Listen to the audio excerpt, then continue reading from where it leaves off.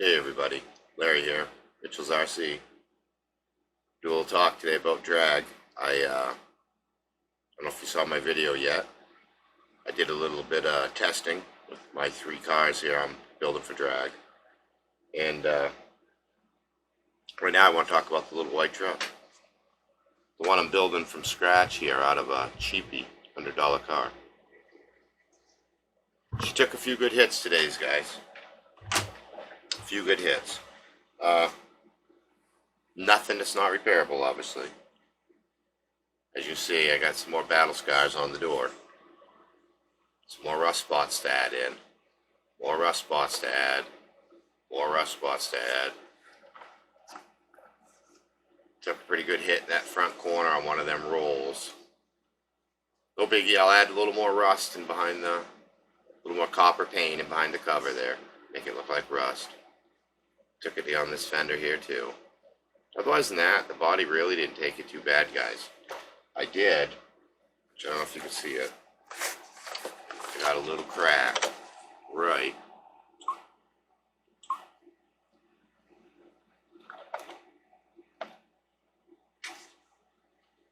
In that cover. See that little tiny hairline crack right there? That's it. That's the major damage I got on the whole body, guys. That little tiny crack. Nothing major at all. I can fix that easy.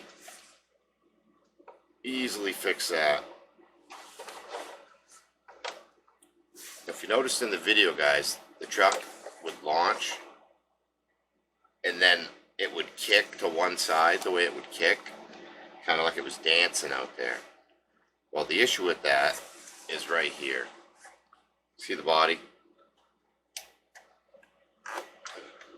Catches on the inside of the wheel. It doesn't catch this side, but it's catching on this side. So the back of the fender was wrapping up onto the tire, and it was causing this tire to lock up and causing the truck to pirouette sideways and then roll over, obviously. We got an easy fix for that though, guys. Real easy fix. What we're going to do is we're going to take the fenders. I don't want to cut them right off. I like the looks of the fenders. So what we're going to do is we're going to cut the fender in half. I'm going to take off the piece that I don't want, glue a piece of plastic to the underside of this outer fender, let it harden, leave it sticking out about a 1/4 inch, and then slide it under the existing piece that I left on the truck. Therefore, I can narrow that up. And then I'll just seal that over, repaint that little thing or do something. You won't even notice it's there, guys. And that's going to cut them in half. And then that'll allow that to go up and down like it's supposed to, you know, like that. Versus like it's doing here and, you know, it catches on that. Right now it's not. The body came out of the thing. There we go. Let's see if that comes up. You can hear it almost. It's hitting right here hard. And that pops all the way up. And now it's stuck right on there. You can't push that down. It's right on the tire. So I'm gonna have to fix that, guys. And that's basically the way around it. Like I said, I don't want to cut the whole fender out. If you cut the whole fender out, then you're gonna have a big gaping hole looking in. That's not gonna look good to me. So like I said, we're gonna cut them in half, and we're gonna recess them in. And I'll probably make a little video on that, guys, when I do that. When I cut these in half, recess them in, so you guys can kind of have an idea what it looks like if you want to do it yourselves. The wing took a beating, guys. As you can tell, she's not pretty anymore. I got some paint to do on that. A little bit of sanding and painting. The blue's about all worn off. A little bit on the red and the white, but yeah, it's no big deal. It's a drag car.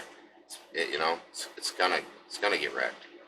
It tore the side pieces off one of the flips. Luckily, we found one of them.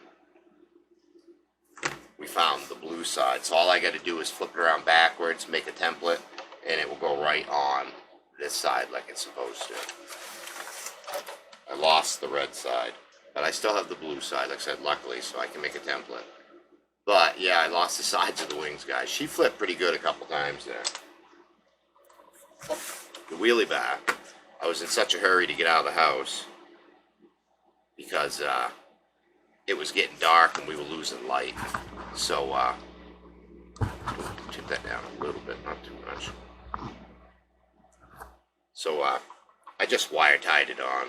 That's why it's wiggling right now, guys. I lost one of the wire ties on the back, but the one I put way under stayed. And if you watch the video that I have out there, guys, you'll see it hitting the bar. You'll see the bar throwing it down. The bar was doing its job. It just had so much power, she was standing back up. Plus, like I said, with that wheel locking up on the fender, it was causing all kinds of issues. The minute I slacked off on the throttle a little bit, it would catch the tire and cause it to start doing that walk. But if you noticed, if you saw the video, guys, you noticed when I did shoot it by the camera a few times there and I got it to stay straight, wow, this thing moved. It was like a white blur. I mean, I'm really impressed with it. Once that's set up right and that squats like it's supposed to, without hitting like it is, there we go. Without hitting, oh God, guys, yeah, that thing's gonna be bad. I've made it to stay down, and with that fender hitting, it's just messing everything up. Yeah, let's pop the cover off and have a look inside. We'll talk about what's going on in there. Oh yes, another thing I want to show you guys. You see something missing on the body? Anything missing you see on the body anywhere? Look at both sides of the body, compare them. See what's missing? My homemade running board tore off. I made that out of a scrap parch tree and a piece of the body cut off from this. You know, the extra piece that comes out that you cut off? Well, that's what I use for this, for the foot part, and then I used the tree to make it solid. Luckily, we found it. All I gotta do is peel the glue off, and I'm stuck on the wire, man. And we'll be able to put it right back on, guys. I love them. I think it looks okay, but I just love the looks of the running board. I think it makes the truck. It helps. It just helps with the character of the truck, I think. But luckily I found that, so we can put that back on. So that's a plus. So far everything's been a plus. You know, the car was still running. I didn't drastically mess anything up.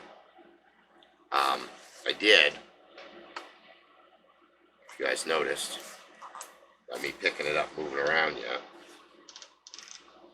See what the wheels just did, guys? Uh-oh. I broke the steering, guys. One of those flips, when it cartwheeled, broke the plastic steering arms that come down here and hook to the tires. Which is no big deal, really, because I was going to order adjustable ones anyways. This has just sped up the process as all that's done. Because I don't like having non-adjustable links on this car. It makes it so hard to work with.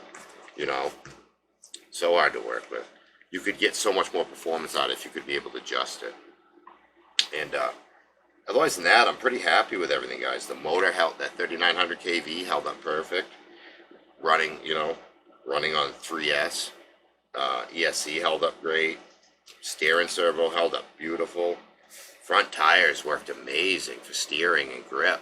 These ribbed front drag tires from Traxxas. Yeah, they're not bad, guys, and they're cheap. They come pre-glued and everything, but they've got some good grip. Didn't wear a bit. Just didn't wear a bit, guys. I mean, not really. They really stood out good. They handled good. Same with the back tires, handled really good, but we have an issue in the back too, if you guys could notice it yet. See this tire here? Nice and smooth. Nice and even. Look at this tire. Tips right in at an angle, guys. The whole suspension's tipping, so it's tipping the tire, so it's causing the tire is wearing to this point, so a lot of 1/4 inch from the inside outer edge here, it starts wearing. So 1/4 inch of the tire here isn't getting any wear. So what that's doing is it's starting to taper the tire down the same direction that it's sitting. So once I get those new links that I'm going to buy, that'll cause, you know, I can put that in there and be able to adjust that camber so you can get that out of there. It's just that little tiny bit. You see that? Just that little bit of movement straightens it right up. But I'll show you something. We'll leave it in like it is with this side flat. Now, when you stage this car, see that? Went perfectly flat, guys. Isn't that funny? It goes flat when you stage it down. So if the body's not hitting, it will stay staged down somewhat. So that will flatten that tire out some and even that wear a little better, but it's still not going to be perfect. So I've got to put an adjustable links back here so I can tip that out and not have to worry about that. It's just kind of funny how that does that. Oh, it's out so bad. One side's so good, one side's so bad. And then you put it down, and it just flattens right out. Perfect. And it gives this just a hair reverse, negative, but not enough to bother, because, I mean, not enough to bother. And there's no slop in the wheels, guys. Them are nice and tight. There's no give. I left it limited slip this time, and I think that was working. If the body wasn't rubbing, I think we'd have had some good runs with this.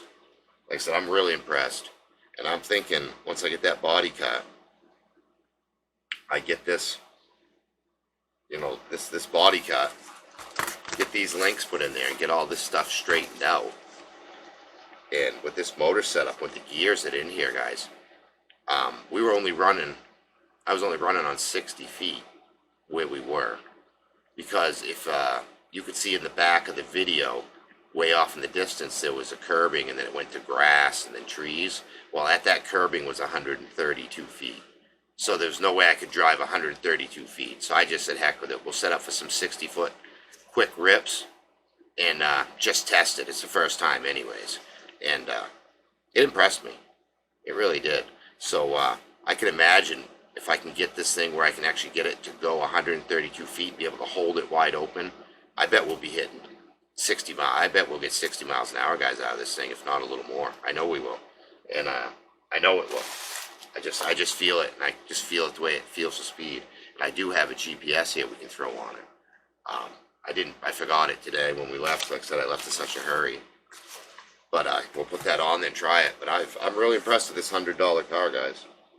I mean, it's been my burnout car. Well, first, actually, it started as a sand buggy. I played with it a little bit as a sand buggy.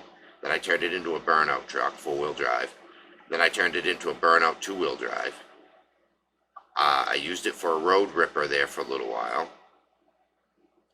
In between playing around, burning it out and stuff.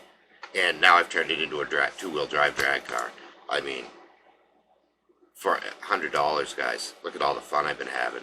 Just using parts that came off some of the other stuff that I bought that I've upgraded. You know, when I upgrade one of my cars and I feel like it needs to be faster, I save the old motor and I put it in something that's chunkier, you know.